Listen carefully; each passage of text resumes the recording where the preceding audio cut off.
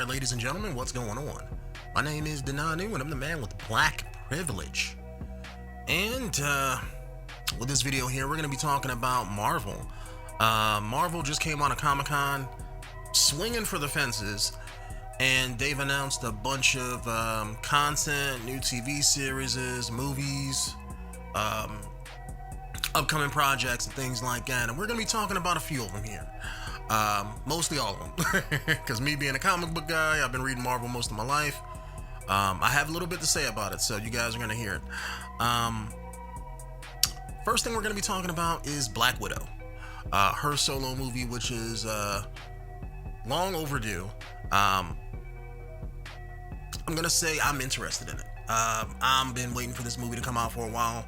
I was hoping it was going to be like an origin movie, you know, kind of show where she is before, or show where she was rather, before the events of Avengers 1 and things like that. But it's one of those things where I guess maybe she's a little bit too old to look like she did 10 years ago, even though it's Scarlett Johansson, and Marvel can apparently work wonders with that de-aging tech.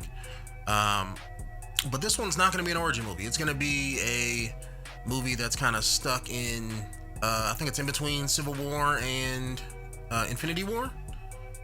So that period where Cap is on the run and stuff like that. So, they are, they all are on the run, I should say. And supposedly they're fighting Taskmaster.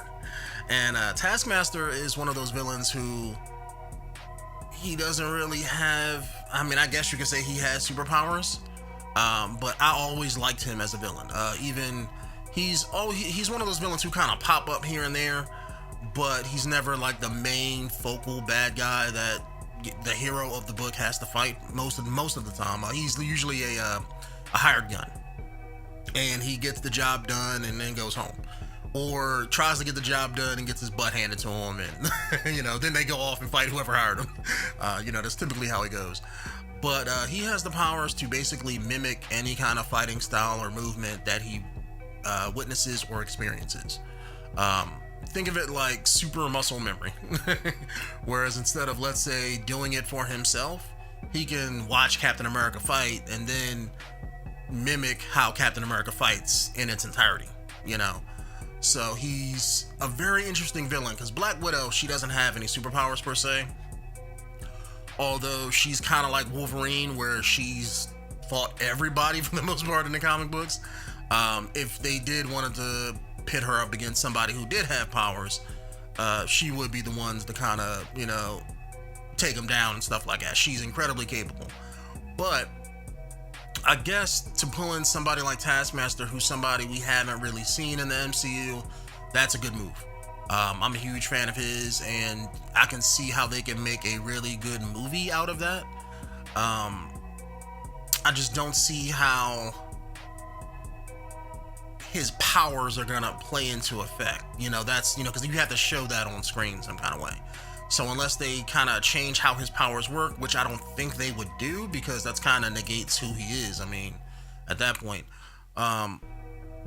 maybe, he's going to be watching video clips and changing up powers throughout the movie. Because the reason why I say that is because he can come onto the scene watching footage of like Avengers 1 or Age of Ultron and stuff and know how to fight like one particular person. But let's say if he wants to fight, let's say like somebody else, let's say he wants to switch from like Captain America to Spider-Man, he doesn't retain any abilities that Captain America had. That's kind of how his memory works, where if he switches, let's say, powers, he forgets the person he had before. Kind of like, but sort of like Parasite from Superman, but not in the same aspect. He's not draining them of their powers or anything. He's just like looking at their movement and then mimicking it. The problem with that is, like I said, it overwrites what he had before. So if he's comes into the movie starting out fighting like Captain America, and let's say he fights Black Widow and Black Widow starts to beat up on him a little bit, he can look at her and be like, okay, I know how to fight like you, and then fight like her. But Black Widow is somebody who's like, okay, I know how I fight, so that's not gonna stop her by any means. So what can you do at that point? That's what I'm saying. They have to make that interesting. I can see them mishmashing, the powers, where it's like, okay, you know, I can throw the shield like Captain America, I can jump like Spider-Man, I can do this, I can do that. Let's say he has like 5 things that he can do. I can see them doing something like that, and then have him being more of a threat, because then now you're just giving him, you know, super abilities essentially, you know, at will, and then having Black Widow fight him. But I'm hoping that they keep the movie grounded. I don't know a whole lot about it. I know they're gonna touch on Taskmaster, and I think the second Black Widow after Natasha. So they're gonna, that's gonna play a part into the movie somehow, some kind of sort of way. I know it's been done before. I think they've done it in all the cartoons for the most part, and I think they've even, I don't know if it was Yelena Belova, but I remember in Agent Carter, they had a Black Widow agent that was in that they had to deal with. If that's the same character, then I'm gonna be talking shit about it, you know, when the movie comes out, because why is Marvel reusing characters? But we're gonna talk more about that when we do Blade. But I have high hopes for this movie, to be honest. Like I said, it's long overdue. I just hope that they keep it grounded, and the fighting has to be, you know, very, very good. I don't want to go in there expecting Iron Fist season 1, you know, type of fighting, because that would be ass. But I would expect them to go in there with that Winter Soldier fight choreography. I'm hoping they can continue that and kind of maintain that kind of presence on screen and everything, because otherwise it's just a regular action movie with people shooting guns. And if that's all they're gonna come to the table with, then I can go see John Wick again, you know. So they have to have that Marvel spin on it. They have to put that whole superhero spy thriller type spin on it and make it good. Like, I don't want to see some bullshit, you know, at the end of the day. I don't want to see Captain Marvel all over again. But that's just been my thoughts on Black Widow here. And let's also talk about Winter Soldier and Falcon, or the Falcon and Winter Soldier, whatever they want to call it. This one here, I didn't know what they were gonna do, you know, because Falcon doesn't really have any bad guys. Winter Soldier, they can do a bunch of stuff with, and I'm more excited about him than, let's say, Falcon's side of things. Falcon's side of things, I can pretty much guess how they're gonna do. With Falcon's new comic book run, he basically assumes the mantle of Captain America. He doesn't know if he wants to keep it, but he wants to honor Steve's memory of it, things like that.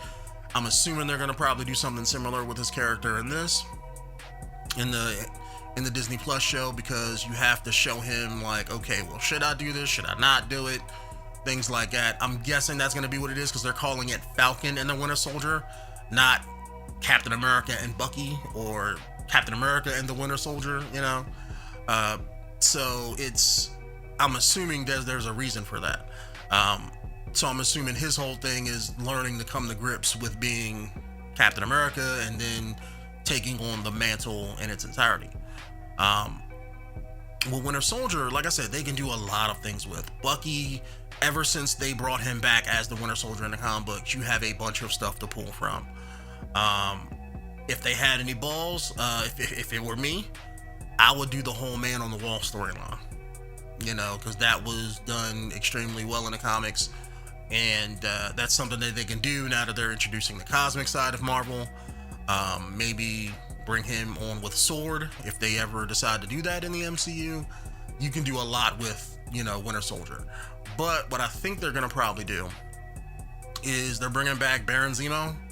So they're gonna, I'm assuming, more brainwashing, you know, like from Civil War, and they have to go deal with that, or what's his name? I just said it. Oh god, I'm getting old. Baron Zemo, that's right, Baron Zemo. They may have him assume the mantle of Baron Zemo, like in the comic books, because that was one thing in Civil War that they kind of didn't really touch on.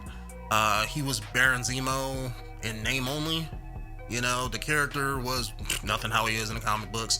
Wasn't a part of Hydra. He wasn't, you know, it was almost nothing. Like, it's like, why call him Baron Zemo at that point?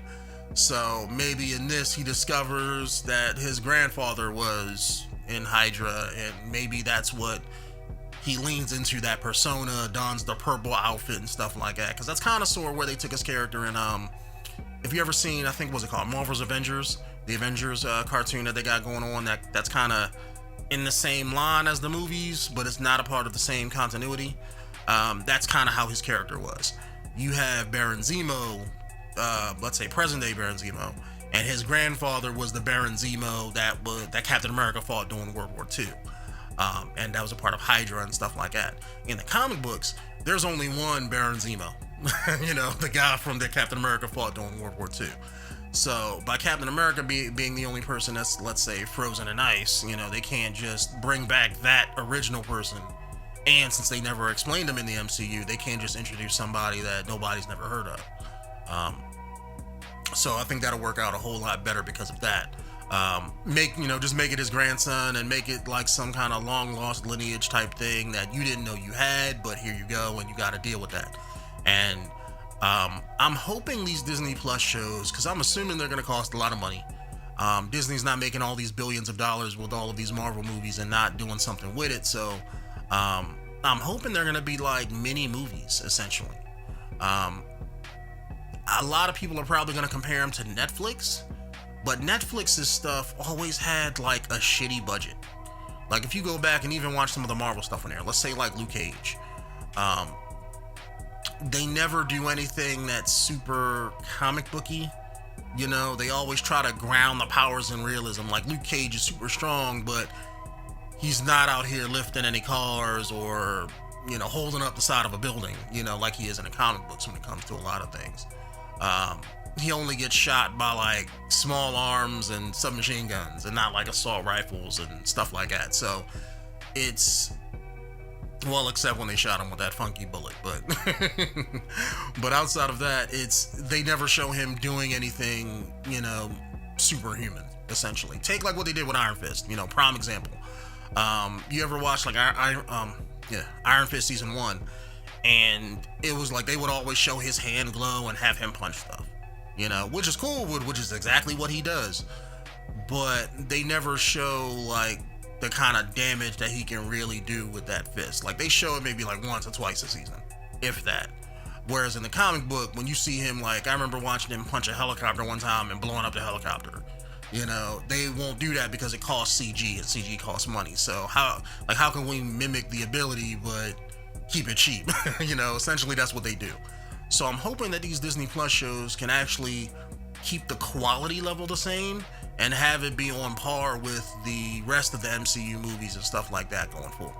Because if they can somehow manage that and let's say make enough money to facilitate that going forward, then you can basically put out movies whenever you want and have your TV shows in Disney Plus be the shit, you know, compared to everybody else's, you know. So I'm hoping that's what they, that's what they do, but we just got to see when it comes out. But anyways, the next couple of videos we're going to be talking about here is going to be, let's see, let me scroll down, Eternals and Shang-Chi. Oh, I'm going to have some stuff to say about that one, but that's going to end this video here. If you guys want to talk about anything specific about Black Widow or Falcon and the Winter Soldier, just hit me up down in the comments below. And my name is Dananu, and I'm the man with the biggest and the most blackest privilege on YouTube. And I'll see you guys in the next one. Peace out.